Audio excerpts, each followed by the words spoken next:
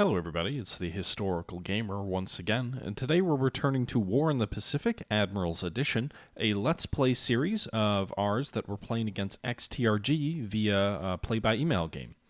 Today is January 3rd, 1942. We are playing through the replay of that turn, and then we'll be issuing the orders of January 4th.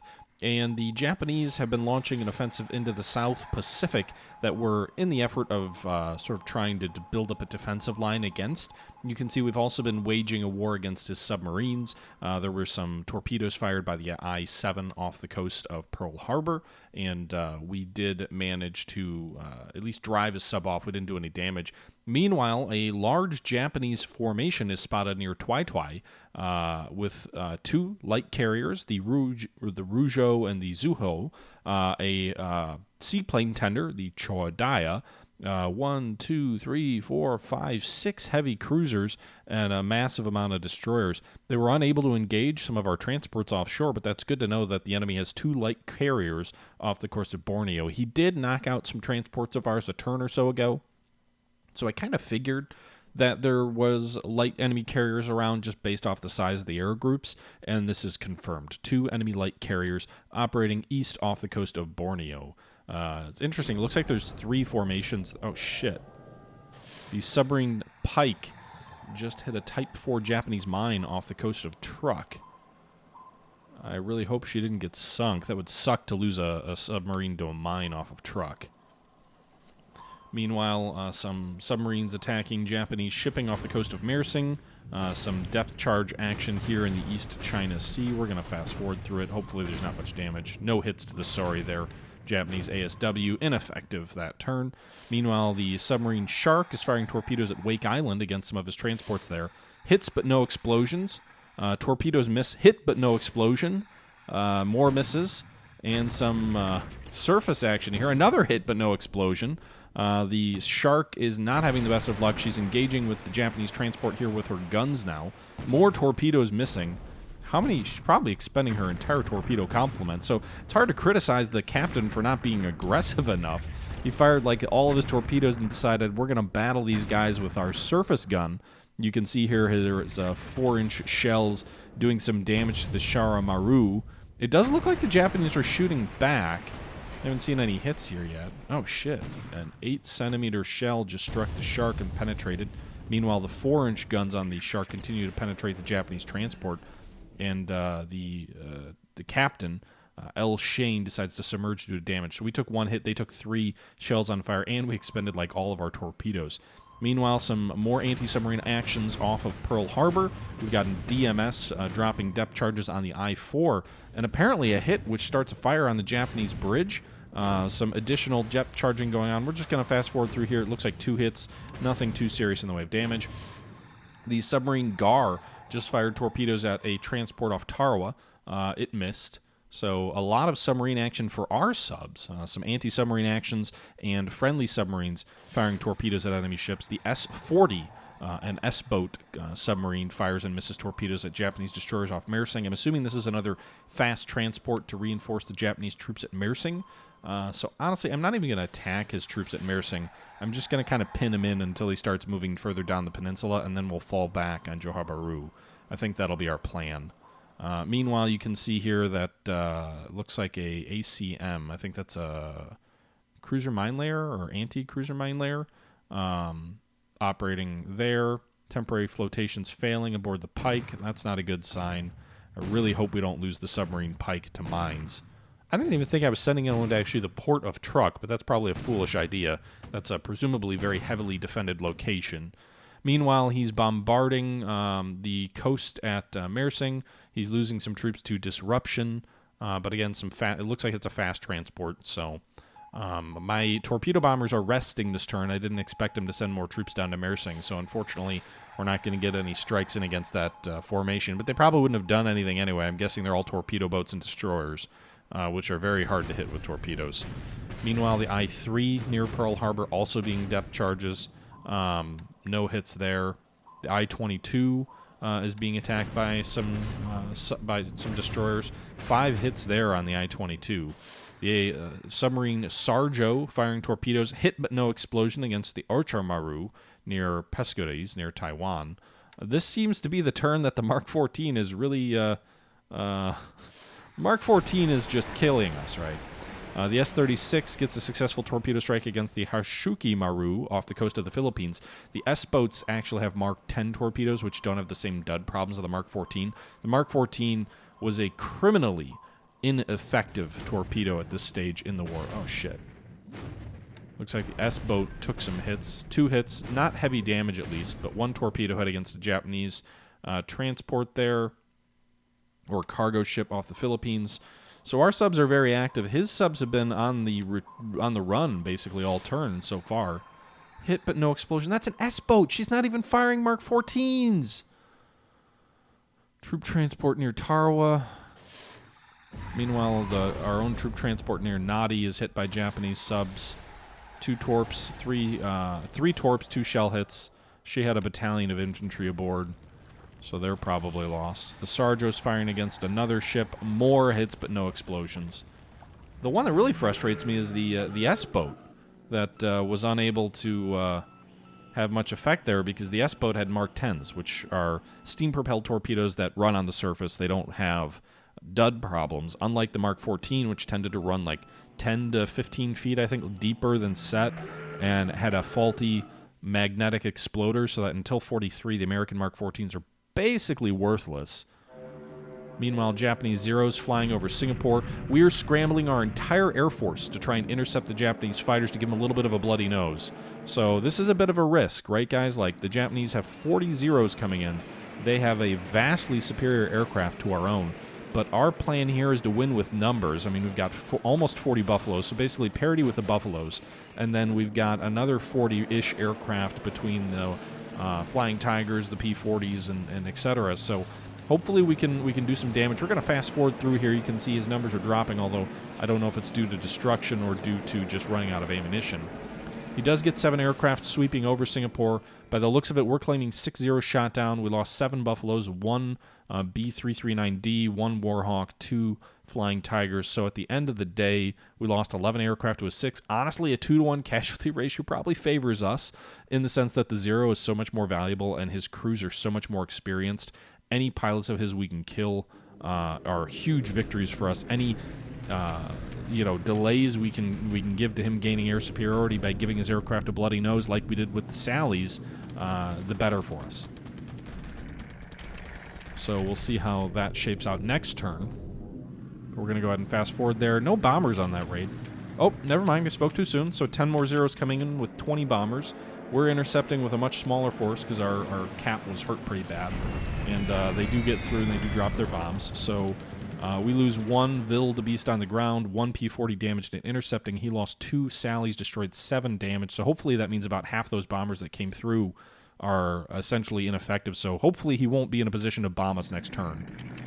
Only lost 2 bombers destroyed. But again, he's already lost over 100 bombers over Singapore. So anything we do to hurt him is helpful.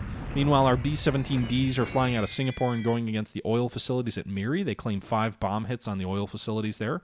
So I'm not sure how much damage that actually did, but that's a positive result for us, I think. 5 bomb hits is quite a bit. Didn't appear to have any flak or any fighter cover over there, so maybe we'll bomb that again. Any damage we can do to the Japanese industry at this stage is a godsend, I think. So still moving through the turn. We're moving into the PM phase. Catalina's near Christmas Island. Japanese aircraft are scouting over Balkapin. I'm really curious about that light carrier task force, if he's going to be like landing at Balkapin or something like that. Oil slick over there. Airstrikes, PM airstrikes.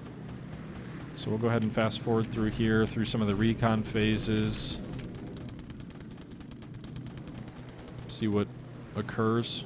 Doesn't seem like a lot of PM air action. That's fine.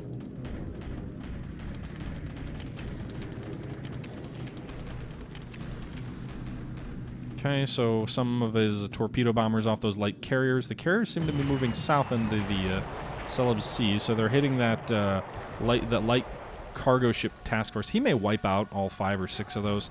Honestly, I don't really care. We got over 20,000 supply into Bataan. That should really help us when it comes to fighting the Japanese there. So that looks like it's it for the day phase. Meanwhile, our S-28 is being attacked by Japanese patrol ships near Kwajalein. So fast forward through that. 2 hits against the S-28 there. S-27 is attacking on the surface at Tarawa against the cargo ship Ryun. So a torpedo hit with the Mark 10, and then also some gun hits against the ship. So fast forward there. 2 torpedo hits, 3 shell hits. She's probably going down.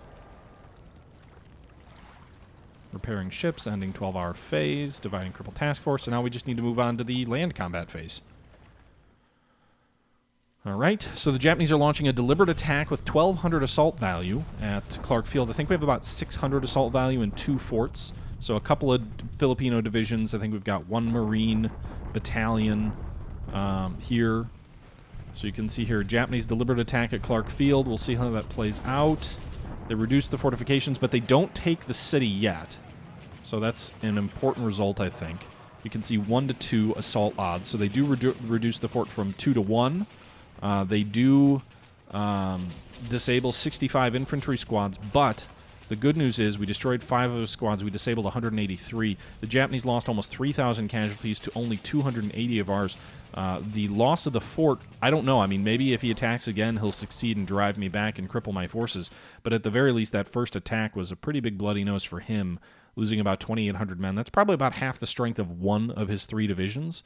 But it's yet to be seen what his disruption is. I'm going to be tempted to maybe fall our troops at Clarkfield back to Bataan. I hate the idea of retreating back to Bataan so quickly, but it might be a wise decision.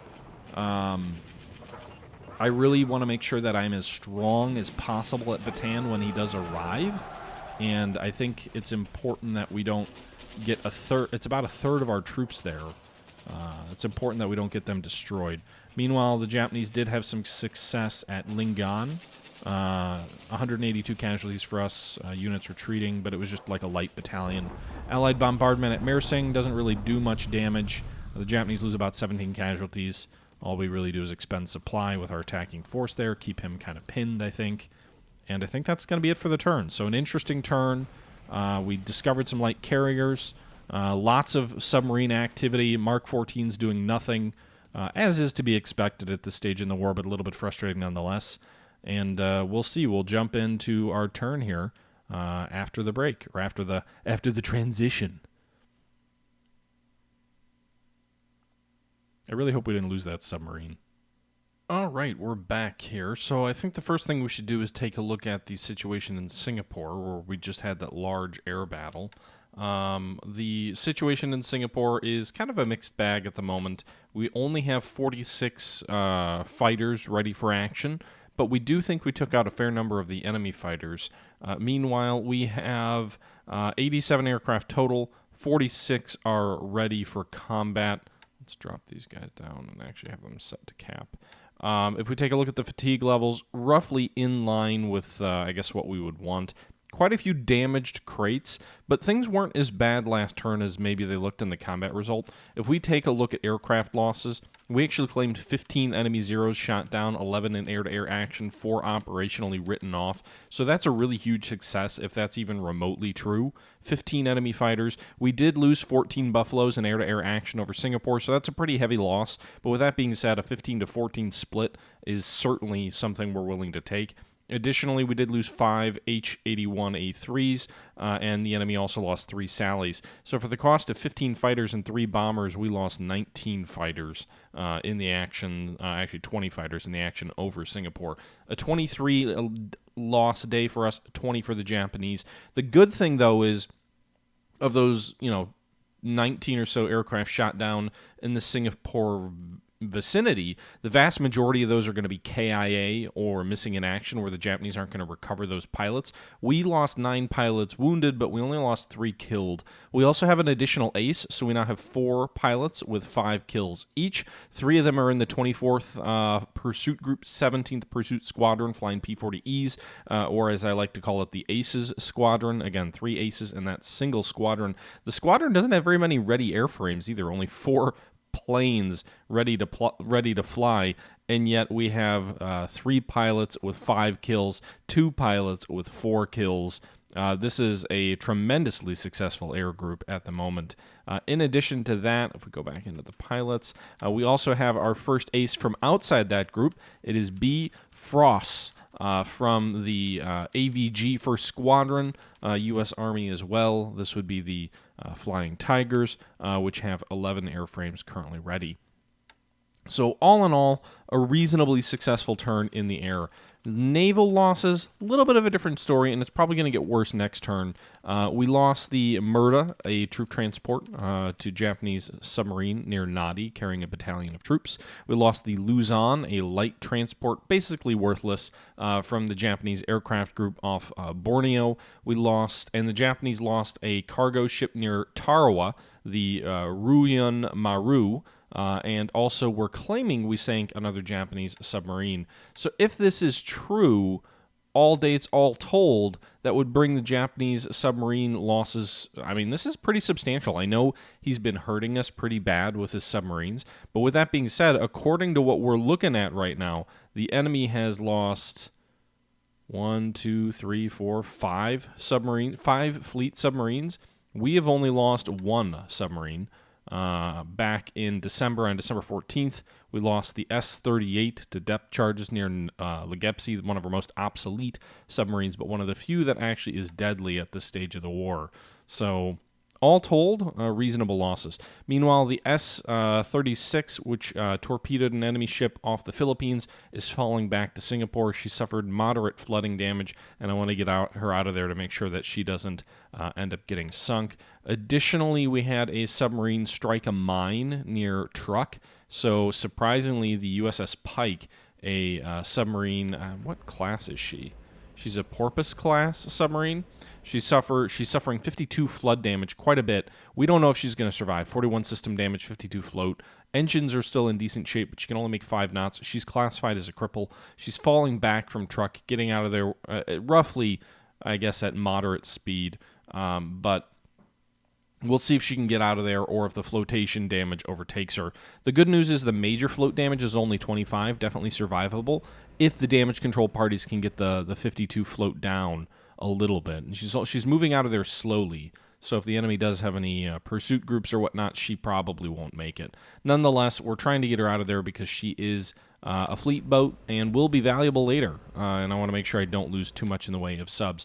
I've had quite a few of my subs damaged by his anti-submarine actions, but the good news is we have a number of bases, be it Manila or be it, well, we don't have Manila anymore, but we have leveraged bases at Manila and Singapore to repair some of the subs that we've lost in terms of damage. Tarpon and Seawolf probably would have been lost causes if they hadn't been so close to Singapore, and they're getting repaired in the dockyards, in the shipyards in Singapore, which is great news for us because it's obviously a forward deployed base that as long as we hold on, we've got these subs deployed around it, but as long as we hang on here, we can do a little bit of damage.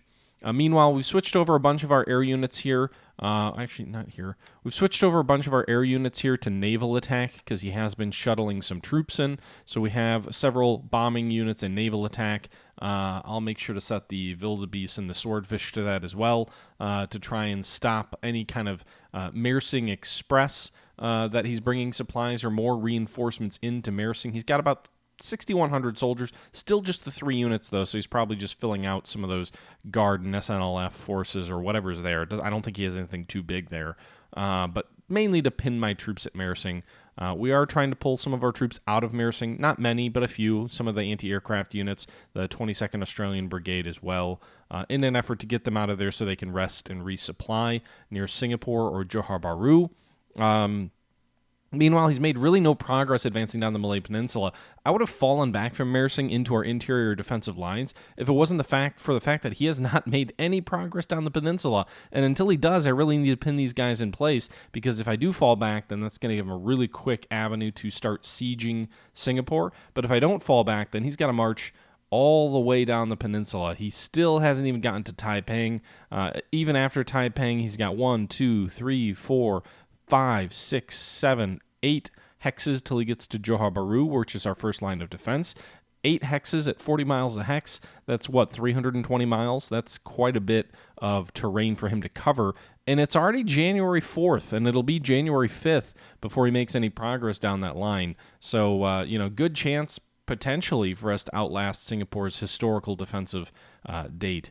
Meanwhile, a slightly different situation in the Philippines. Clark Field was attacked and withheld a strong enemy attack by more than 50,000 soldiers, inflicting heavy losses on the Japanese. But we're not really going to be able to hang out there long. We lost one of the fort levels. We have no supply, basically, at this base. Our unit's supply is critical. So we are ordering some of these troops to fall back. We'll leave a rearguard action here to make sure he just doesn't capture it just by default. But we're going to pull the bulk of our troops back into Bataan. Hopefully by the time he gets to Bataan, which I'm guessing is at least a week away, I would hope, we'll be up to level 4 fortifications. That's my goal, get it to level 4, and then just rely on the supplies and the large number of troops that we have in place.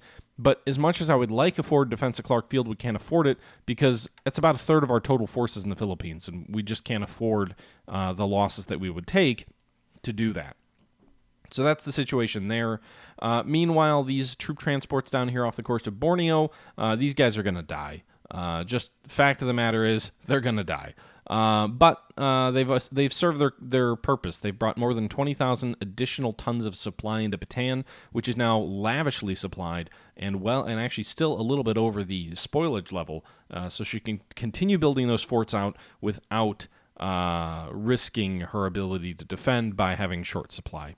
So that's the situation there. If we swing south, we did lose a troop transport near Nadi, but you guys will be pleased to see that there are no ships of ours at all near Suva or Nadi. We do have a few ships that are low on supply and fuel in Suva itself that we have no real choice because they simply don't have the fuel to get away. But other than that, everybody else is pulling back and retreating away from the threat of his aircraft carriers, which are over here, moving southeast, so potentially in this direction to maybe cut off Fiji, I'm not sure. Meanwhile, we've pulled all the troops back out of New Caledonia. We've pulled a bunch of our ships into Auckland. We're basically pulling everything away from Fiji and New Caledonia until his carriers clear the area. Additionally, we do have troops landing at Pago Pago, so the 8th Marine Regiment started arriving last turn. The bulk of the infantry is actually ashore, the Marine Rifle Squads, but we also have another 4,400 soldiers on transports. We also have 12,000 soldiers of the 34th Infantry Regiment, a U.S. Base Force, a Construction Regiment, all arriving at Pago Pago as well. They're going to turn Pago Pago into a phenomenally strong position that will be kind of the right flank anchor of our Fiji line. New Caledonia is the weak link in the line. Fiji and Pago are the strong points at the moment. Pago will be over 300, potentially even 400 assault value and everything on loads. Suva's assault value is actually a little bit lower at 287, but it does have a New Zealand Brigade and the 161st Infantry Regiment, both with regular soldiers in them, so no militia there, so they're going to be much more effective soldiers. Additionally, there's no assault value here, but there's 2 field artillery regiments, each with a large number of artillery pieces, 75mm artillery guns, which should make any Japanese landing force's life hell. Nadi also very strong, 323 assault value, mostly militia troops, but nonetheless 323 assault value. Unfortunately, we weren't able to get all the units into place that we wanted to in order to make sure we could form the 1st Australian Division. The 1st Australian Battalion was unfortunately, or brigade, was unable to all get to Nadi due to the efforts of the Japanese in deploying troops against us. So we can't get that perk of having that division built out, unfortunately. Nonetheless, a pretty strong force at Nadi. So Nadi and also the fortifications here are rapidly building up. We're already level 2 fortification at Suva, 80% of the way to level 3. Nadi is a level 2 and working toward a level 3. Presumably before any Japanese invasion occurs, they'd be at 3 or 4, which would make the Japanese landing that much more difficult, the Japanese aerial bombardment that much less effective. New Caledonia, again, kind of the weak link, although not super weak. I mean, we've got 167 garrison strength there, just not as strong as the other one, but we do have some coastal guns. So we do have 7 6-inch artillery pieces, which are coastal artillery pieces, and then we have 2 6-inch guns as well. So a reasonable amount of anti-shipping firepower on Nomaya. The biggest weak link, I would say, is Comac. We have an Indian brigade, which did get the majority of the brigade ashore. It's 67 infantry sections. Not very much supply in New Caledonia. That's going to be a challenge in the event of a Japanese invasion. And just a lone infantry brigade, a good one, an Indian one, but just a lone infantry brigade at Comac means it probably won't be all that well dug in. It hasn't even gotten to level 1 forts yet, so that's another challenge that we're going to be dealing with. Okay, so there's a lot else going on. There's a lot of other units moving around the map, but the last thing I want to talk to you before we wrap this turn up is the carriers. Some of you asked, where are the carriers? Where are the carriers? What are you doing? You haven't shown them in a few turns. Well, guys, I'm playing this a little close to my vest because I can't afford to lose the carriers. If I lose the carriers at this stage in the war, we lose the war. We really can't afford to lose the carriers. So, I was playing a little bit close to the vest. I didn't want to show exactly where they are, but I can tell you that they probably will be bombing Tarawa this turn. 3 carriers, 3 task forces. A total of about 260 aircraft between the 3 task forces. The USS Enterprise, the USS Lexington, and the USS Saratoga. All 3 of these are grouped together in 3 separate task forces. All of them are following the Enterprise's lead, which is under William Bull Halsey.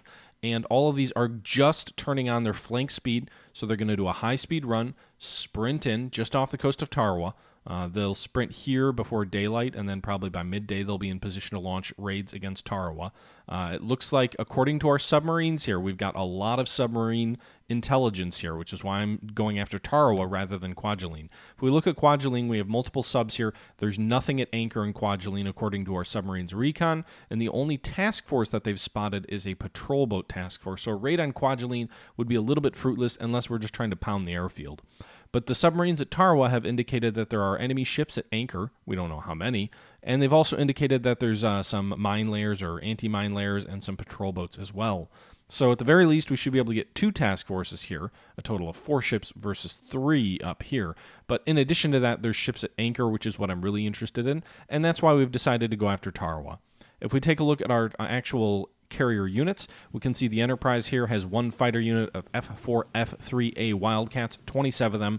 They'll be providing escort, although we are keeping the majority back at the carrier, so the squadron will be set to 70% cap, which means of those 27 aircraft, we're going to end up having a little bit less than 20 of those in the air, protecting the task force and the Hex from enemy air attack. They're set to 15,000 feet. The Japanese Zeros likely will come in substantially higher, but the dive bombers will probably come in around that altitude, and then the torpedo bombers, if the Japanese carriers were around, would come in a bit lower. So 10 to 15,000 feet to me seems an ideal interception range for fighters operating with a carrier fleet when you expect enemy resistance. I don't, but we are setting them to 70%. We have 2 dive bomber squadrons. Each is set to search for 20 to keep an eye out for enemy ships, but their primary mission is going to be for port attack against the island of Tarawa. You can see here we've set the target to Tarawa, we've set port attack, and we have max range to their max range. We've set everything to port attack, really, in this particular task force. We've kind of mixed things up a little bit in the different task forces, but that is the objective of our aircraft here. So we're going to have a max effort here against Tarawa. We may next turn race north and try to go for Kwajalein, or maybe even as far as Wake Island. I don't think there's a lot at Wake. We did spot 1 destroyer. We did sink 1 enemy merchant ship. The Shark up here is out of torpedoes. She's the one that fired off like a million torpedoes, and they basically hit nothing. She has nothing left. She did use her deck gun. She got a few hits in with the deck gun. We probably should send a sub up there as well. The Argonauts only got 2 torpedoes left. What's the Narwhal have? The Narwhal has 14, 26 for the Tambour. Let's send the Tambour up there, and we'll see if we can get a better sense of what's at Wake. We may make a raid on Wake eventually. It'll be really interesting to see how his carriers respond, to be honest. His carriers are way south down here, so at least for this turn, we're really safe. We're going to be here at least 3 days at full flank speed separation between us, and depending on what we see his carriers do this turn, we may either race right back to Pearl. We've got a task force here with a tanker that can replenish our task force out here, just for safety, or if he doesn't do much of anything, then maybe we'll raid north and hit the airfields at Kwajalein or any task forces around here. Tarawa doesn't appear to have any air units. It's a capacity level 0, so I'm not targeting anything against the airfield. If I was going against Kwajalein, we do know there's at least a level 1 air capacity at Kwajalein, so we'd probably mix it up between port attack and air capacity as well. And that's the situation right now. So this is the big event. The carriers are about to go into action, and we'll see how things play out. Hopefully the weather cooperates and we get our carriers off the deck in good order, but that will we'll find that out in the next turn. One other call out here is the USS Yorktown, our 4th carrier, is not participating. She's still on her way to Pearl Harbor, the Yorktown right over here, with her 17 F4, F3 Wildcats. We can actually replenish them a little. Well, we don't have any more. Looks like we've got 15 F4, F3As, no F4, F3s. So we'll have to consider what to do with that. But Dauntlesses, do we have any repaired Dauntlesses? Yes, we've got 28 Dauntlesses in the pool. So in the event of losing casualties, the Dauntlesses should be able to be replaced. Some of the Devastators will as well. So that's the situation right now. We'll see how things play out in our next turn. And until our next turn, guys, I'm going to go ahead and sign off here. I hope you enjoyed the video. I hope you're continuing to enjoy the series. And let's go ahead and save that that game. And then we'll go ahead and kick it over to XTRG and see what he has to play. One other thing, hit but no explosion. Funny little name from XTRG. This was the save he sent over. This is my save that I'm working on. So he decided to be clever because we had like 30 Mark 14s that hit and didn't blow up. So hopefully we're due for some luck. The Mark 14 is a piece of junk, but maybe we'll get some lucky hits on some of his ships. We did hit one of his heavy cruisers earlier in the war, so I'm not sure if he knows how bad I was not terribly surprised because the Mark 14 I know is a terrible torpedo. I don't know if he knew that or if he knew it was bad as it was, because he was kind of taunting me on Discord with some messages about that. But anyway, that's a discussion for another time. Until that time, though, this is the Historical Gamer saying, once again, thank you for watching, and we'll see what happens. Carriers are about to go into action. This could be a fun turn, but that'll be for next time. Until next time, thank you for watching. I'm the Historical Gamer, and I'm out.